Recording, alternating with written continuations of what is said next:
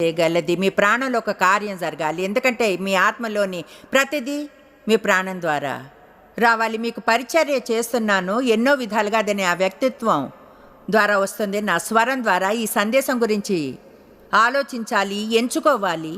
ఎంతోమందికి అవకాశం వస్తుంది తమ జీవితంలో గొప్పగా చేయడానికి. అయితే వాళ్ళు తమ ప్రాణంతో డీల్ చేయరు. హెబ్రీ 4లో చెప్తుంది, కేవలం దేవుని వాక్యమే ప్రాణాన్ని ఆత్మను విభజించగలదని. ఆత్మని ప్రాణాన్ని ఎలా విభజించాలో ఎందుకు తెలుసుకోవాలి? సింపుల్. ఎందుకంటే మీ ప్రాణం దేవుని గురించి ఏమీ చెప్పదు, అది కేవలం మీ గురించే చెప్తుంది. దేవుడేం ఆలోచిస్తున్నాడో చెప్పదు, మీరేం ఆలోచిస్తున్నారో చెప్తుంది. దేవుడు ఫీల్ అయ్యేది చెప్పదు, మీరు ఏం ఫీల్ అవుతున్నారో చెప్తుంది. అది దేవునికి ఏం కావాలో చెప్పదు, మీరేం కోరుకుంటారో అది చెప్తుంది. మనం దేవునికి ఏం కావాలో తెలుసుకోవాలంటే ఆలోచిస్తాడో ఫీల్ అవుతాడో అప్పుడు మనం మనల్ని నడిపించే దేవుని వాక్యాన్ని నంబర్ 1 చేసుకోవాలి.